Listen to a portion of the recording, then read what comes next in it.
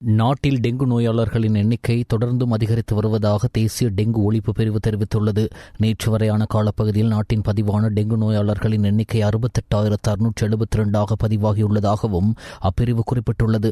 மேலும் கடந்த 11ஆம் தேதி ஒட்டுமொத்த டெங்கு நோயாளர்களின் எண்ணிக்கை 68,071 பதிவாகியிருந்த நிலையில் நேற்றைய தினம் அந்த எண்ணிக்கை 601 அதிகரித்துள்ளது. இதில் அதிகளவான நோயாளர்கள் மேல் மாகாணத்திலேயே பதிவாகியுள்ளதுடன் அந்த எண்ணிக்கை 36,118 பதிவாகியுள்ளது. அத்துடன் மேல் மாகாணத்தில் அதிகளவான நோயாளர்கள் கம்பகா மாவட்டத்திலேயே பதிவாகியுள்ளதுடன் அந்த எண்ணிக்கை 14,112 காணப்படுகின்றது.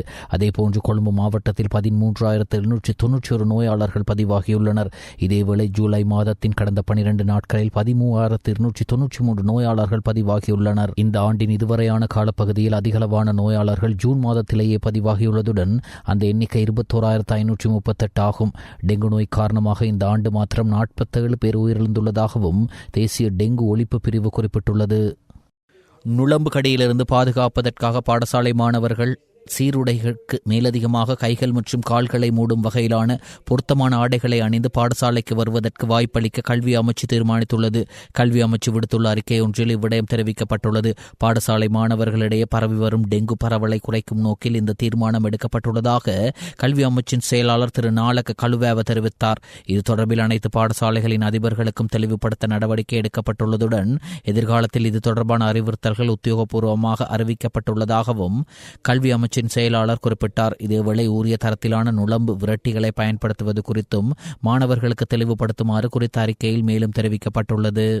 පාසල් දරුවන්ට ආරක්ෂිතව අත්පා වැසෙන පරිදි ඇඟලුම් භාවිතා කිරීම සඳහා උපදෙස් ලබා දීලා තිබුණා. ගැහැණු දරුවන් පිරිමි දරුවන් කියන එක නෙමෙයි. ඇත්තටම ඉතින් ළමයින්ගේ ආරක්ෂාව සඳහා දිගු කොලිසම් භාවිතා කිරීමට අවසරය තිබෙනවා. අධ්‍යාපන අමාත්‍යාංශයේ ගත තීරණය. ඒක පෙර පාසල් දරුවන්ට විශේෂයෙන්ම අදාළයි. මොකද පෙර පාසල් දරුවන් සඳහා දරුවන්ගේ ආරක්ෂාව සඳහා ගන්න පුළුවන් මදුරු විකර්ෂක භාවිතා කරන්න, මදුරුවන් දෂ්ටනයෙන් වළක්වා ගැනීම සඳහා ගන්න පුළුවන් උපරිම ක්‍රියාමාර්ග ගන්න කියන එක අපි දෙමව්පියෝ හැමෝටම කියනවා. ඉදිරි සති දෙකත් විශේෂයෙන්ම අවධානයෙන් පසුවිය යුතුයි. මදුරු අසංගත තත්ත්වය වර්ධනය වෙමින් පවතිනවා කියන එක තමයි තියෙන්නේ. ඒක නිසා දරුවන් සඳහා ගන්න களுத்தர மாவட்ட செயலகத்தில் தரைத்தளத்தில் அமைந்துள்ள மின்சார கட்டமைப்பு ஒன்றில் இன்று காலை திடீர் தீ விபத்து ஏற்பட்டுள்ளது. காலை 8:30 மணியளவில் இந்த தீ விபத்து ஏற்பட்டுள்ளதுடன் தீயினால் குறித்த கட்டமைப்பிற்கு சேதம் ஏற்பட்டுள்ளதாகவும் தெரிவிக்கப்படுகிறது. களுத்துற மாநகர சபையின் தீயணைப்பு படையினர் தீயை கட்டுப்பாட்டுக்குள் கொண்டு வரும் நடவடிக்கையில் ஈடுபட்டனர். இச்சம்பவத்தின் பின்னர் களுத்துற மாவட்ட செயலகத்திற்கான மின்சார விநியோகம் துண்டிக்கப்பட்டுள்ளதாக குறிப்பிடப்பட்டது. இன்று முதல் நெல் சந்தைப்படுத்தல் சபையினூடாக சிறுபோக நெல் கொள்வனவு முன்னெடுக்கப்படும் என அதன் தலைவர் மஞ்சுள பின்னலந்து தெரிவித்துள்ளார். இதற்கமைவாக தற்சமயம் அதிக நெல் அறுவடை இடம்பெறும் பிரதேசங்களை அண்மித்து நெட் களஞ்சிய சாலைகளை திறந்து நெல் கொள்வனவு ஆரம்பிக்கப்பட்டுள்ளது. அதற்கமைய வடக்கு, கிழக்கு மற்றும் அம்பாறை ஆகிய பிரதேசங்களில் தற்போது அதிக அளவில் நெல் அறுவடை ஆரம்பிக்கப்பட்டுள்ளதால் அந்த பிரதேசங்களில் நெல் கொள்வனவு மேற்கொள்ளப்படும் எனவும் அவர் குறிப்பிட்டார். நெல் சந்தைப்படுத்தல் சபையினால் 1 கிலோ நாட்டு நெல் 120 ரூபாவுக்கும், 1 கிலோ சம்பா நெல் 130 ரூபாவுக்கும், 1 கிலோ கீரி சம்பா நெல் 140 ரூபாவிற்கும் கொள்வனவு செய்யப்பட உள்ளதாக தெரிவித்த அவர் நெல் கொள்வனவிற்காக ஏற்கனவே களஞ்சிய சாலைகள் பெற்றுக் கொள்ளப்பட்டுள்ளதாகவும் சுட்டிக்காட்டினார். இதற்கமே இதுவரை 143 இடங்களில் உள்ள களஞ்சிய சாலைகளில் இருந்து நெல்லை கொள்வனவு செய்ய திட்டமிடப்பட்டுள்ளதாகவும் ஏதேனும் காரணங்களால் களஞ்சிய சாலைகள் முழுமையாக நிரம்பினால் அருகில் உள்ள தனியார் துறை களஞ்சிய சாலைகளை பெற்றுக் கொள்வது தொடர்பிலும் கவனம் செலுத்தப்பட்டுள்ளதாகவும் அவர் குறிப்பிட்டார். அத்துடன் அரசாங்கத்தினால் நெல் சந்தைப்படுத்தல் சபைக்கு 6,000 மில்லியன் ரூபாய் நிதி வழங்கப்பட்டுள்ளதாகவும் மேலதிக பற்று கடன் அடிப்படையில் 10,000 மில்லியன் ரூபாய் ஒதுக்கப்பட்டுள்ளதாகவும் அவர் தெரிவித்தார். இதன் மூலம் சிறிய மற்றும் நடுத்தர அளவிலான அரிசி ஆலை உரிமையாளர்கள் நெல் கையிருப்புகளை சேகரிப்பதற்கு வசதிகள் செய்யப்பட்டுள்ளதாகவும் இந்த நடவடிக்கையை கமநல சேவை திணைக்களம் கண்காணிக்கும் எனவும் அவர் குறிப்பிட்டார். සැලකන්නේ වී මිලදී ගැනීම විද්‍යාලය මණ්ඩලය විසින් ආරම්භ කරලා තියෙනවා. දැනට පස්වැන්න නිල ප්‍රදේශවල වී මිලදී ගැනීමේ කටයුතු කරමින් පවතිනවා. ඒත් එක්කම අපි ඉදිරියට බලාපොරොත්තු වෙනවා අස්වැන්න නිලන විදිහට ඒ කලාපවල ගබඩා විවෘත කරලා මිලදී ගැනීම කරන්න. අපි මේ සැරේ නාඩු කිලෝ එකක් රුපියල් 120කටත්, සම්බා කිලෝ එකක් රුපියල් 130කටත්, කිරි සම්බා කිලෝ එකක් රුපියල් 140කටත් මිලදී ගැනීම කරනු ලබනවා. රජයේ මගින් මේ වී මිලදී ගැනීම සඳහා රුපියල් මිලියන 6,000ක් වෙන් කරලා තියෙනවා. ගබඩා 148ක් වගේ මේ වෙනකොට අපි ලෑස්ති කරලා තියෙනවා. ඊට අමතරව මදි පාඩුවක් වුණොත් ඒ කියන්නේ දිය කන්නේ ගත්ත වී සමහර ගබඩාවල් තියෙනවා. ඒ සඳහා අප අවශ්‍ය වෙනත් ගබඩා පෞද්ගලික අංශයෙන් සහ වෙනත් ආයතනත් එක්ක කතා කරලා ගබඩා ලබා ගැනීම සඳහා අපි සාකච්ඡා කරලා තියෙනවා. ඒ බලලා තියෙනවා ගබඩා. ඒ මොනොත් ඒ අවශ්‍ය ගබඩා වලට අපි මිලදී ගැනීම දිගටම සිද්ධ කරන්න බලාපොරොත්තු වෙනවා මේ කන්නේ අවසානයේ. சிறந்த நிர்வாக திறனுடன் நாட்டின் சுகாதார சேவையில் உள்ள கட்டிடங்கள், உபகரணங்கள் மற்றும் மனித வளங்கள் அவற்றின் முழு திறனுக்கும் பயன்படுத்தி சேவைகளை வழங்க முடியும் என்று சுகாதாரம் மற்றும் வெகுஜன ஊடக அமைச்சர் தெரிவித்துள்ளார். நாட்டில் சிறுநீரக கல் நோயால் பாதிக்கப்பட்ட ஆயிரக்கணக்கான நோயாளிகளுக்கு சிகிச்சை மையமாகவும் சிறுநீரக கல் அகற்றும் அறுவை சிகிச்சைக்காக காத்திருக்கும் 5000க்கும் மேற்பட்டோரின் தற்போதைய காத்திருப்பு பட்டியலை குறைப்பதற்கான ஓர் தீர்வாகவும் நாடு முழுவதற்கும் சேவைகளை வழங்கும் வகையில் செயற்படுத்த திட்டமிடப்பட்டுள்ள மீரிகம சிறுநீரக கல் அகற்றும் சிகிச்சை மையம் சுகாதாரம் மற்றும் வெகுஜன ஊடக அமைச்சர் வைத்தியர் நலிந்த ஜெயதிசவின் தலைமையில் நேற்று திறந்து வைக்கப்பட்டது. சிறுநீரக கல் நோயை இலங்கையில் மிகவும் பொதுவான நோய்களில் ஒன்றாகும். நாடு முழுவதும் 30க்கும் மேற்பட்ட விசேட சிறுநீரக அறுவை சிகிச்சை பிரிவுகள் விசேட சிறுநீரக அறுவை சிகிச்சை நிபுணர்களால் பணியாற்றினாலும் சிகிச்சைக்கான தேவை மிக அதிகமாக உள்ளது. குறிப்பாக உள்கட்டமைப்பின் குறைவான வளங்கள், குறைவான அறுவை சிகிச்சை அறைகள் மற்றும் நவீன எண்டோராலஜிக்கல் தொழில்நுட்பத்திற்கான குறைவான வளங்கள் ஆகியவை இதற்கு முக்கிய காரணங்களாக உள்ளன. இலங்கையில் சிறுநீரக கற்களை அகற்றும் சத்திர சிகிச்சைக்காக காத்திருப்போர் பட்டியலில் தற்போது 5000க்கும் மேற்பட்ட நோயாளிகள் இருப்பதாக மதிப்பிடப்பட்டுள்ளது. இங்கு நடைபெற்ற விழாவில் உரையாற்றிய சுகாதாரம் மற்றும் வெகுஜன ஊடக அமைச்சர் நலிந்த ஜெயதிச, மீரிகம சிறுநீரக கல்லகற்றும் சிகிச்சை மையம் இந்த நாட்டின் சுகாதார சேவையில் ஒரு தீர்க்கமான மற்றும் மாபெரும் முன்னேற்றமாகும் என்றும், சுகாதாரத்துறை மட்டுமின்றி பல தரப்பினரையும் உள்ளடக்கி ஒரு முடிவு எடுக்கப்பட்டால் என்ன சாதிக்க முடியும் என்பதற்கு இந்த வெற்றியை சிறந்த எடுத்துக்காட்டு என்றும் கூறினார். நாட்டில் சிறுநீரக கற்களால் பாதிக்கப்பட்ட நோயாளிகளில் அதிக எண்ணிக்கையில் உள்ளனர் என்பதை சுட்டிக்காட்டிய அமைச்சர், இந்த மையம் நாட்டு மக்களுக்கும் நோயாளிகளுக்கான சிகிச்சை சேவைகள் மற்றும் நோய் கட்டுப்பாட்டு நடவடிக்கைகளுக்காக சுகாதார சேவைகளுக்கும் பெரும் நிவாரணமாக அமையும் என்றும் தெரிவித்தார். இந்த நாட்டின் சுகாதார சேவையில் பல சமயங்களில் காத்திருப்போர் பட்டியல்கள் உள்ளன என்றும், மிக குறைந்த எண்ணிக்கையிலான மக்களே அந்த காத்திருப்போர் பட்டியல்களை தாண்டி சிகிச்சை சேவைகளை பெறும் நிலை உருவாகியுள்ளது என்றும் அமைச்சர் கூறினார். முழு மக்களும் ஆரோக்கியமாக இருக்க சுகாதார சேவைகளை பெறுவதை உறுதி செய்ய ஒரு திட்டம் வகுக்கப்பட வேண்டும் என்றும், சட்டங்கள் மற்றும் விதிமுறைகளின் போர்வையில் சேவைகள் பராமரிக்கப்பட்டாலும் அதனால் மக்களுக்கு பலன் கிடைக்காதென்றும் அவர் குறிப்பிட்டார். முறையான திட்டமிடல் திட்டத்தை பின்பற்றாமல் கட்டப்பட்ட பல கட்டிடங்கள் நாட்டின் சுகாதார சேவையில் முழுமையாக பயன்படுத்தப்படாமல் உள்ளன என்றும், உபகரணங்களை வாங்குவதில் ஆர்வம் இருந்தாலும் அந்த உபகரணங்கள் மூலம் சேவைகள் முழு திறனில் வழங்கப்படவில்லை என்றும் அமைச்சர் கூறினார். சுகாதார சேவையில் உள்ள கட்டிடங்கள், உபகரணங்கள் மற்றும் மனித வளங்கள் முழுமையாக பயன்படுத்தப்பட வேண்டும் என்றும் அமைச்சர் மேலும் வலியுறுத்தினார். අපේ රටේ ජනතාව සැලකුණු ප්‍රමාණයක් හොඳම කාලෙදී ජීවිතේ ඒ පවුලට ඒ දරුවන්ට තමන්ගේ පියා හෝ මව අහිමි වෙන තත්වයට මේ බෝනෝන් රෝග ව්‍යාප්ත වෙලා තිබෙනවා. රටේ මරණ වලින් 80ක් 83ක් වාර්තා වෙන්නේ බෝනෝන් රෝගවල.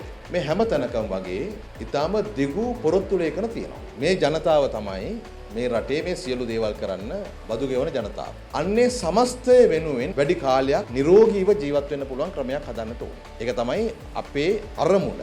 අපි හිතනවා අඩුතරමේ වග්වර රෝග වලට ගොදුරු වෙච්ච ජනතාව මිලියන 2ක්වත් ඇති කියලා ලංකාවේ. අපි ඔක්කොම හඳුනාගෙන තියෙන්නේ මට මතක හැටියට ලක්ෂ 2කට වඩා අඩුයි. ඒ දක්වා රෝගීන් වර්ධනය වීම වැළැක්වීම සඳහා අපිට මැදිහත් වෙන්න පුළුවන් හොඳම තැනක් තමයි මෙන්න මේ ක්‍රීනස් ස්ටෝන්ස් වලට මේ ප්‍රතිකාර වේගවත් කරන. උපකරණ ගන්න තියෙන උනන්දුව පාවිච්චි කරන්න නැති බව කියන්න ඕනේ. CT මැෂින්ස් කොච්චර තියෙනවද අපි ලබා දීලා දවසකට කීයද වෙන්නේ? MRI කොච්චර තියෙනවද දවසකට කීයද වෙන්නේ? රෝගීන් පොලිමේ ඉන්නවා උපකරණේ පැත්තකට තියලා. පැය 24 මායිල් පාවිච්චි කරලා අවුරුදු 6න් ඉවර කරක් කමක් නැහැ. අපි උපකරණ දෙන්න. උපරිම ප්‍රයෝජනය ගන්නයි ඕන. මුදල් අමාත්‍යාංශය ලෑස්ති ලබන වසර වෙනුවෙන් අවශ්‍ය කරන උපකරණ වලින් සැලකුතු මට්ටමක් ලබා දෙන්න. நீர்கொழும்பு சிறைச்சாலையிலிருந்து வேறு சிறைச்சாலைகளுக்கு மாற்றப்பட்ட கைதிகளின் நீதிமன்ற நடவடிக்கைகளை காணொலி தொழில்நுட்பத்தின் ஊடாக மேற்கொள்வதற்கு சிறைச்சாலைகள் திணைக்களம் தீர்மானித்துள்ளது. அதற்கமைய இன்று முதல் நீதிமன்ற நடவடிக்கைகளில் முன்னிலையாக உள்ள சிறை கைதிகளை காணொலி தொழில்நுட்பத்தின் ஊடாக அதற்குட்படுத்த திட்டமிடப்பட்டுள்ளதாக சிறைச்சாலை ஊடக பேச்சாளரும் சிறைச்சாலைகள் ஆணையாளருமான ஏசி கஜநாயக தெரிவித்தார். அண்மையில் நீர்கொழும்பு சிறைச்சாலையில் ஏற்பட்ட மோதலை அடுத்து அங்குள்ள சிறை கைதிகள் சிலரை வேறு சிறைச்சாலைகளுக்கு மாற்றுவதற்கு நடவடிக்கை எடுக்கப்பட்டது. அவ்வாறு வேறு சிறைச்சாலைகளுக்கு மாற்றப்பட்ட கைதிகளை நீதிமன்ற நடவடிக்கைகளுக்காக நீதிமன்றங்களுக்கு அழைத்து வருவதற்கான வசதிகளை ஏற்படுத்துவதில் சிக்கல் நிலவுவதாகவும் சிறைச்சாலைகள் திணைக்களம் குறிப்பிட்டுள்ளது. காலநிலை மற்றும் வானிலை மாற்றங்கள் குறித்து அவதானம் செலுத்த வேண்டியது மக்களுக்கு செய்யும் ஒரு கடமையாகவும் அத்தியாவசியமான காரணியாகவும் இருப்பதாக எதிர்க்கட்சித் தலைவர் சஜித் பிரேமதாச தெரிவித்துள்ளார். இது பொருளாதார ஸ்திரத்தன்மைக்கும் உணவு மற்றும் நீர் பாதுகாப்புக்கும் முக்கியமானதாக காணப்படுவதோடு தேசிய பாதுகாப்பிலும் இது தாக்கத்தை ஏற்படுத்தும் ஒரு பிரச்சினையாகவும் காணப்படுகின்றது. இதனால் முன்கூட்டியே திட்டமிட்ட முகாமைத்துவ கட்டுப்பாட்டு ஒழுங்குகளை நோக்கி செல்வதற்கு பல்வேறு தரப்பினருடன் பொதுவான இணக்கப்பாட்டை எட்டிக்கொள்ள வேண்டும் என்றும் அவர் வலியுறுத்தினார். காலநிலை மாற்றம் பற்றிய பாராளுமன்ற ஒன்றியம் அதன் இணைத் தலைவர்களான எதிர்க்கட்சித் தலைவர் சஜித் பிரேமதாச மற்றும் பாராளுமன்ற உறுப்பினர் பேராசிரியர் அபே விக்ரம் ஆகியோர்களினது தலைமையில் கீழ் பாராளுமன்ற கட்டிட தொகுதியில் கூடியது.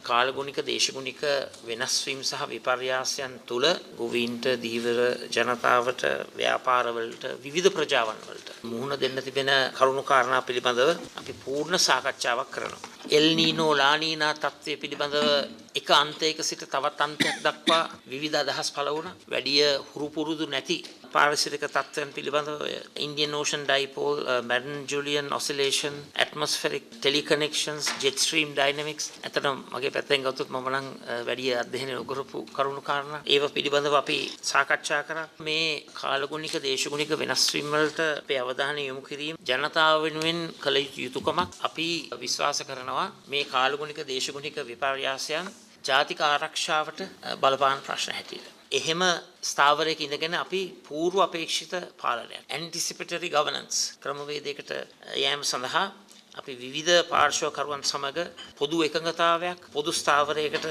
එන එක තමයි අත වශයෙන්ම අපේ අරමුණ. உலகளாவிய வெப்பநிலை அதிகரிப்பால் ஏற்படும் கால்நிலை மாற்றங்கள் காரணமாக எதிர்காலத்தில் நாட்டில் பல அனர்த்தங்கள் ஏற்படும் அபாயம் உள்ளதாக அனர்த்த முகாமைத்துவ மத்திய நிலையத்தின் பணிப்பாளர் நாயகம் ஓய்வு பெற்ற மேஜர் ஜெனரல் சம்பத் கொட்டுவேகொடு தெரிவித்துள்ளார். அரசாங்க பொறுப்பு முயற்சிகள் பற்றிய குழுவில் முன்னிலையான போது அந்த குழுவின் உறுப்பினர்கள் எழுப்பிய கேள்விக்கு பதிலளிக்கும் போதே அவர் இதனை தெரிவித்தார். அண்மையில் ஏற்பட்ட தித்வா சூறாவளி போன்ற அனர்த்தங்களின் போது எதிர்கொள்வதற்கு தேவையான பணியாளர் திறன் தனது நிறுவனத்திடம் இல்லை என்று அவர் குறிப்பிட்டார். 24 மணி நேரம் இயங்கும் அவசர கால நடவடிக்கை பிரிவின் அதிகாரிகளுக்கு இரவு நேர பணிக்கான தங்குமிட வசதிகள் கூட இல்லை என்று கூறிய அவர் மாவட்ட ரீதியான அனர்த்த முகாமைத்துவ ஒருங்கிணைப்பு பிரிவுகள் மாலை 4:30 மணிக்கு மூடப்படுவதால் இரவு நேரங்களில் அனர்த்தங்கள் ஏற்படும் போது தொலைதூரத்தில் உள்ள அதிகாரிகளை அழைத்துச் செல்வதற்கும் அதிக நேரம் எடுப்பதாக சுட்டிக்காட்டினார். ගලෝබල් වෝමින් නිසා ක්ලයිමේට් චේන්ජ් එක ඇති වෙලා ඒ නිසා මේ විදිහේ දිත්වා වගේ ආපදා විශාල ප්‍රමාණයක් එන්න පුළුවන්. දිත්වා ආපදා වෙන වෙලාවෙත් අපි 188ක වේකන්සිස් තිබ්බා ආයතනේ. තාම අඩු ස්ටාෆ් එකකින් අඩුම රිසෝස් ප්‍රමාණයකින් තමයි ඩිසාස්ටර් මැනේජ්මන්ට් කියන ආයතනේ මේ රන් වෙන්නේ. මම කියන්නේ දිත්වා ස්කුණාටුව අලියෙක් නම් ඩිසාස්ටර් මැනේජ්මන්ට් එක පොල් කට්ටක් වගේ පොඩි ආයතනයක්.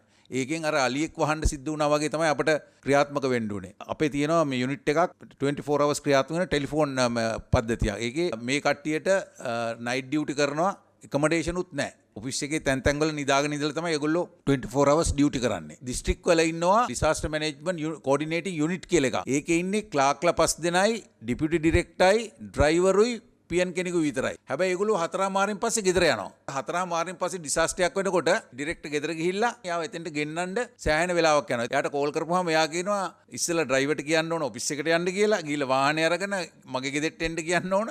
ඊට පස්සේ එයා යන්න ඕන ඇක්ෂන් ගන්න. ඒ නිසා අපිට ලොකු අඩුවක් තියෙනවා දිස්ත්‍රික් ඒකක එක්ස්පෑන්ඩ් කරගන්න. කෝපරේට් ප්ලෑන් එක හැදුවේ කවුද? ප්ලෑනින් ඩිවිෂන් එකකුත් නැහැ. තියෙන ප්‍රිපෙයාර්ඩ්නස්. නමුත් ප්‍රිපෙයාර්ඩ්නස් ඩිරෙක්ටර් යටතේ මම තමයි මේ ප්ලෑන්ස් හදන්නේ. 2004 සුනාමිය ආවට පස්සේ මේ ආයතනය එස්ටැබ්ලිෂ් කරලා ඊට පස්සේ ලොකු ඩිසාස්ටර් එකක් ආපු නැති නිසා ඊටාම අඩු ප්‍රයොරිටි එකක් තමයි ලැබිලා තියෙන්නේ. දිත්වා එකකින් පස්සේ තමයි ඉමර්ජන්සි ඔපරේෂන් ෆන්ඩ් එක පවා ඇලොකේෂන් එක පවා ලැබුණේ. ඇඩ්වර්ටයිස් කරලා බඳවා ගැනීම ආරම්භ කරන්න සැලසුම් කරලා තියෙනවා. කොහොම වුණත් ඒ කණ්ඩායම ගත්තත් අපිට අර ප්‍රාදේශීය මට්ටමට මේ එක්ස්ටෙන්ඩ් කරන්න බෑ අපේ ආම් එක. දැන් සුනාමි ටවර්ස් පවා අවුට්ඩේටඩ් සැටලයිට් එකවත් ඔබිට් එකේ නැහැ. දැන් අපේ ලංකාවට සුනාමිය ඇති වෙනකොට මෝස්ට් ඩේන්ජරස් එක තියෙන්නේ අන්දමන් දූපත්වල සුනාමිය ඇති වුණොත් අපිට දැනුම් දීලා විනාඩි 40කින් රළ පහර ලංකාවට එනවා. එතකොට අපි 3.8 million people within 40 minutes evacuate කරන්න ඕන. ඒකනේ almost mission impossible. උනාට පස්සේ ගියයි disaster management එක ready නැහැ කියලා. නමුත් මේක ඉතාම භයානක තත්ත්වයක්. අපේ සුනාමි ටවර්ස් උත් වැඩ කරන්නේ නැහැ. 2016 මිලියන 135ක් වීදම් කරලා හදලා තියෙනවා කුළුණු 77ක් සුනාමි සහ සුලිසුලං කලින් අපට දැනගන්න පුළුවන් මැෂින් 77ක්. නමුත් මේ වෙනකොට ඇක්ටිවේට් නෑ ඒක. මේක කුළුණෙන් සුනාමියක් එනවද සුලි කුණාටුවක් එනවද කියලා අපිට අඳුනා ගන්න හැකියාවක් නැහැ. පතුරු හැරීමේ ක්‍රමවේදයක් විතරයි. එතකොට මිලියන 130 ගාන වේදම් කළා. මේක අවුරුදු 20කට ආසන ප්‍රමාණය දැන් සියලුම දේවල් වැඩ කරන්නේ නැහැ. හැබැයි මේක මිලියන 135 නඩත්තු කිරීම සඳහා තමයි මේක මේව කරලා තියෙන්නේ. නමුත් පහුගිය කාලෙදී මේ නඩත්තු කිරීමටවත් අපිට මුදල් ලැබුණේ නැහැ. early warning සම්බන්ධයෙන් බජට් එකක් තියෙනවා. රුපියලක්වත් මේ ඉතිහාසයේ ආපදා කළමනාකරණ මධ්‍යස්ථානට ඇවිල්ලා නැහැ. හැබැයි අපෙන් බලාපොරොත්තු වෙන පූර්ව අනුතර ඇඟවීම. කුළුණු පවණක් නෙමෙයි අනික් ක්‍රමවේදයටත් අපිට உதவ කරන්න කියලා මම බොහොම ராகல சென்ட் லேனார்ட்ஸ் தோட்டத்தில் உள்ள தங்களது வீடுகளிலிருந்து வெளியேற்றப்பட்டவர்களை பிரதி அமைச்சர் சுந்தரலிங்கம் பிரதீப் நேற்று நேரில் சென்று பார்வையிட்டார். நீதிமன்ற தீர்ப்பு ஒன்றுக்கு அமைய 6 குடும்பங்களைச் சேர்ந்தவர்கள் அவர்களது குடியிருப்புகளிலிருந்து கடந்த 10ஆம் தேதி வெளியேற்றப்பட்டனர். குறித்த பிரச்சினை தொடர்பாக பிரதி அமைச்சர் நேரில் கேட்டறிந்தார். காணி சீர்திருத்த ஆணைக்குழுவுடன் கலந்துரையாடி இதற்கான உண்மையான பின்னணி என்னவென்பதை ஆராய்ந்து நியாயமான தீர்வை பெற்றுக் கொடுப்பதற்கு முயற்சிப்பதாக பிரதி அமைச்சர் உறுதியளித்தார். பாதிக்கப்பட்ட மக்களுக்கு தற்காலிகமாக தீர்வு வழங்கப்பட்டிருந்தாலும் நிரந்தரமான தீர்வை உரிய நகர்வுகளின் பின்னர் விரைவாக பெற்றுக் கொடுக்கவும் நடவடிக்கை எடுப்பதாக தெரிவித்தார். பாதிக்கப்பட்ட குடும்பங்களுக்கு குடியிருப்புகளை வழங்குவதற்கு நிச்சயமாக தமது அரசாங்கம் முன்னின்று செயற்படும் எனவும் அவர் குறிப்பிட்டுள்ளார்.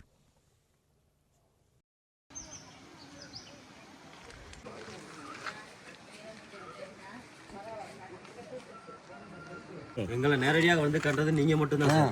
இத்தனை வருஷத்துக்கு 2019க்கு பிறகு ஒரு பிரச்சனை வந்தது நீங்க மட்டும்தான் நேரடியாக கிடைக்கும். 2019 தான் எங்களுக்கு இந்த புலிஸ் நோட்டீஸ் வந்து ஒட்டுனாங்க வெளியில போகணும்னு சொல்லி. அப்ப அதுக்கு பிறகு தான் எங்களுக்கு வழக்கு போட்டாங்க. அது வரைக்கும் எங்களுக்கு வழக்கு தெரியாது. அதுதாங்க வச்சு நாங்க தற்காலிக இதுக்கு ஒரு தீர்வு கிடைக்கும் தொட்டியும் தற்காலிக 6 குடும்பம் தான் வெளியில போடப்பட்டிருந்துச்சு 10ஆம் தேதி. இன்றைக்கு பிரதீப் சுந்தரலிங்கம் அவர் வந்து இன்றைக்கு எங்களுக்கு ஒரு தீர்வு எடுத்து தாரேன்னு சொல்லிட்டு போயிருக்காரு. உறுதிமொழி அளிச்சிருக்காரு. எங்களுக்கு கட்டாயமான ஒரு தீர்வுன்னு தாரேன் இருக்கிறாரு. வீடு வாழ்வாதாரத்துக்கு கட்டாயமா தேவை.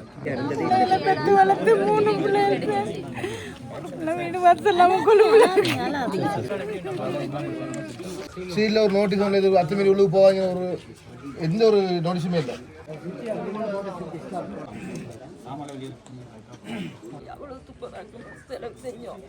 திடீர்னு இப்படி வந்து எங்களை வெளியே போட்டு அந்த பச்சை பிள்ளைய வச்சுக்கிட்டு தொட்டி போயிடலாம். அப்பா நான் அவசியம் வேலை செஞ்சாரு. அந்த டைம் எனக்கு தெரியும். உங்களுடைய வலி வேதனைகள் துன்பங்கள் துயரங்கள் எல்லாவற்றையும் அறிந்தவர்கள் நாங்கள். எனவே உங்களுடைய மனவேதனை உங்களுடைய கவலைகள் எங்களுக்கு தெரியும். அந்த தாய் படுற அந்த வேதனைகள் தெரியும். அதை உணர்ந்து கொண்டு தான் நாங்கள் வந்திருக்கிறோம். நிச்சயமாக நாங்கள் முன்னைய காலங்கள் போல நாங்கள் வந்து பார்வையிட்டு அதை படமாக்குவது அல்ல. நிச்சயமாக நம்ம உங்களுக்கு ஒரு தீர்வை பெற்றுக் கொடுப்போம். அதற்காக நாங்கள் செயல்படுவோம் என்று கூறிக்கொண்டு உங்களோடு தொடர்ச்சியாக இருப்போம் என்று கூறிக்கொள்கின்றேன். நீங்களாம் நம்பிக்கையோடு இருங்க. நிச்சயமாக உங்களுக்கு வாழ்கிறதுக்கான அந்த உரிமையை நாங்கள் நிச்சயமாக உறுதி செய்வோம். நன்றி.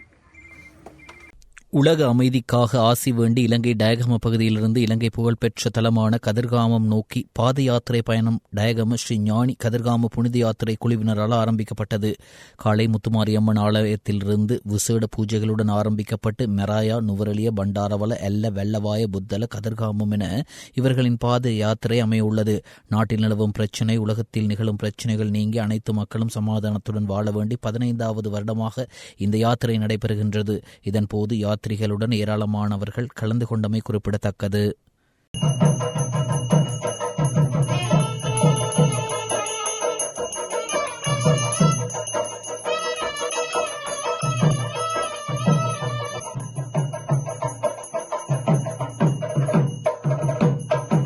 ஓம் சுமுகாய நமக, ஓம் ஏகதந்தாய நமக, ஓம் கபிலாய நமக, ஓம் கஜகரணிகாய நமக, ஓம் லம்போதராய நமக, ஓம் விநாயகாய நமக, ஓம் விக்னேஸ்வராய நமக, ஓம் கணபதயே நமக, ஓம் கணேசாய நமக, ஓம் லட்டுகப்பிரியாய நமக, ஓம் மோதகப்பிரியாய நமக, ஓம் பக்தஜனப்பிரியாய நமக. மதேவதாம் பகவதி ஸ்ரீராஜராஜேஸ்வரி அம்பிகாய நமக, ஸ்ரீமாத்ராய நமக.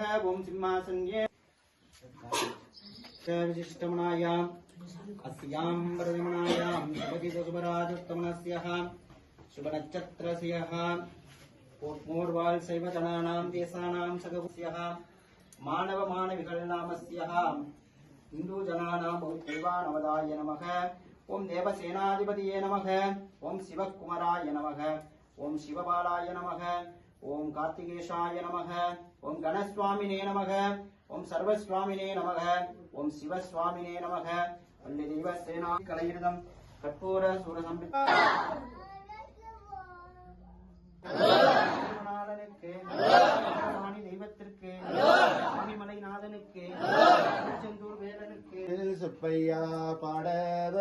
கதிர்காமுனம் மரவே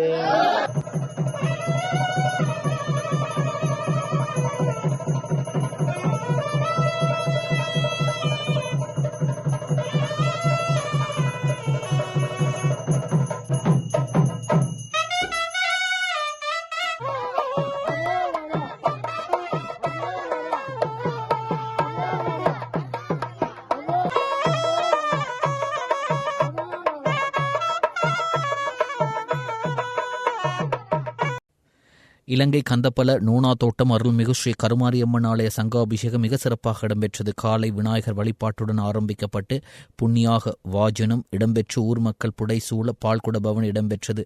தொடர்ந்து விசேட ஓம திரவியங்கள் அடங்கிய விசேட யாக பூஜை இடம்பெற்று பூர்ணாகுதி இடம்பெற்றது. தொடர்ந்து பக்தர்கள் கொண்டு வந்த பாலால் கருமாரியம்மனுக்கு அபிஷேகம் இடம்பெற்று 1008 சங்குகளால் கருமாரியம்மனுக்கு சங்காபிஷேகம் இடம்பெற்றது. இதில் ஏராளமான பக்தர்கள் கலந்து சிறப்பித்தமை குறிப்பிடத்தக்கது.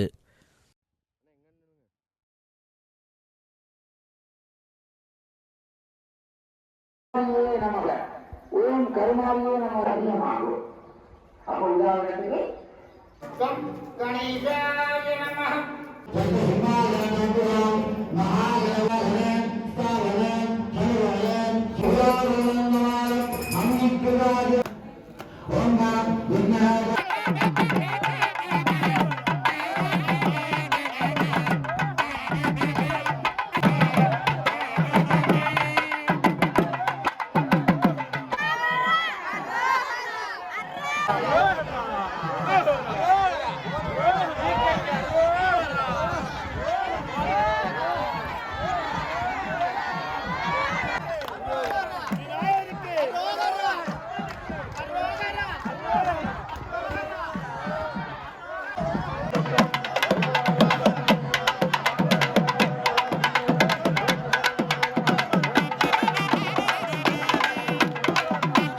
ஜாயிரா அழைப்பிதழ் 7 பேர் கொண்ட ரக்பி போட்டி எதிர்வரும் 19ஆம் தேதி கொழும்பு ராயல் விளையாட்டு மைதானத்தில் நடைபெறவுள்ளது. இதுகுறித்து விளக்கம் அளிக்கும் ஊடகவியலாளர் மாநாடு கொழும்பு ஜாயிரா கல்லூரி மைதானத்தில் நடைபெற்றது.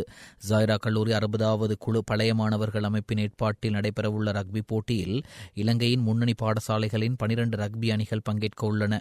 இப்போட்டிகளில் கொழும்பு ஜாயிரா கல்லூரி, சிப்பத்தன கல்லூரி, தர்ஸ்டன் கல்லூரி, டிஎஸ் சேனாநாயக்க கல்லூரி, ஆனந்த கல்லூரி, சயின்ஸ் கல்லூரி, லும்பினி கல்லூரி, மகாநாம கல்லூரி, தர்மராஜா கல்லூரி, வித்யார்த்த கல்லூரி, சுமங்கல கல்லூரி மற்றும் நாளந்தா கல்லூரி ஆகிய அணிகள் பங்கேற்கின்றன.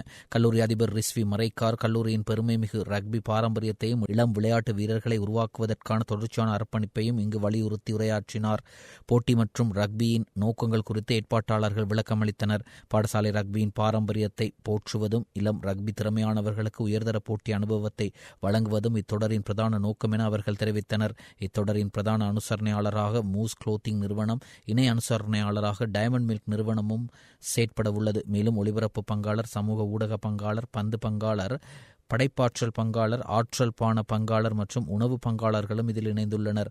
ரக்பி ரசிகர்கள் இப்போட்டி தொடரில் கலந்து கொண்டு இவ்வாண்டின் மிகவும் விறுவிறுப்பான பாடசாலை ரக்பி நிகழ்வுகளில் ஒன்றை நேரில் கண்டு மகிழுமாறு ஜைரா கல்லூரியின் 60வது குழு பழைய மாணவர்கள் அழைப்பு விடுத்துள்ளனர்.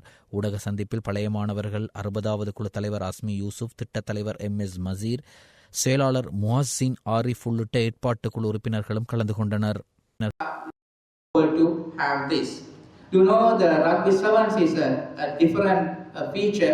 It has a different feature in the rugby game. So I hope that will provide you a lot of interest among the rugby fraternity and also all the spectators who are looking forward to witness this important encounter. One of the important features in this tournament is, in addition to the trophies and medals, the winners will get the cash prizes. This year, the cup winners will carry away ₹500,000 and cup runners $200,000 and the plate winners $100,000, ball winners $50,000. Almost nearly 1,850,000 will carry away as cash prizes of the winners of this tournament. So it is good news for all the rugby captains and players that not only you are getting your cups, medals, you can also win the cash prizes. So we must be thankful to the group of 60s for organizing this much awaited, most important tournament of the rugby calendar of this year.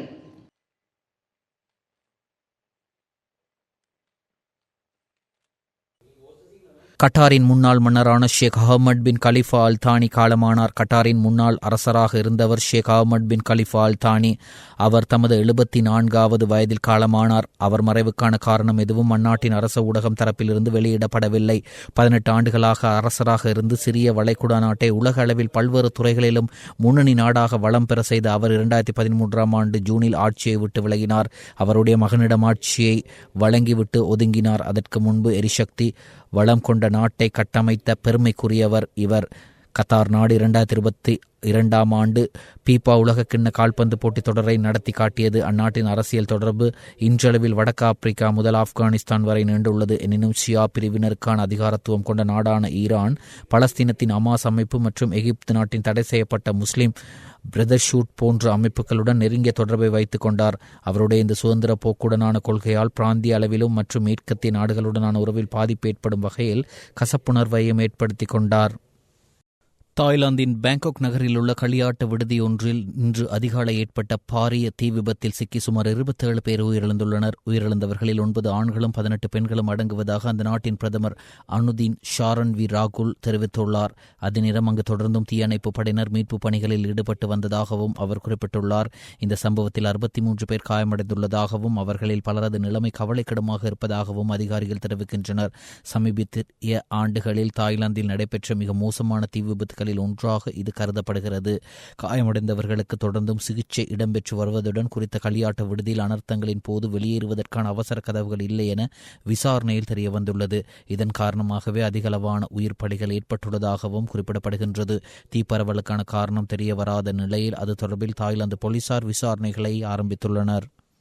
23 வயதிற்குட்பட்டோருக்கான ஆசிய மெய்வல்லுநர் சாம்பியன்ஷிப்பில் 400 metre தடை தாண்டி ஓடும் போட்டியில் அயோமால் அகலங்க வெள்ளிப் பதக்கத்தை வென்றுள்ளார். அவர் இந்த போட்டியை 49.03 வினாடிகளில் நிறைவு செய்தார். இதன் மூலம் 26 ஆண்டுகளாக நீடித்த தேசிய சாதனையை அவர் முறியடித்துள்ளார்.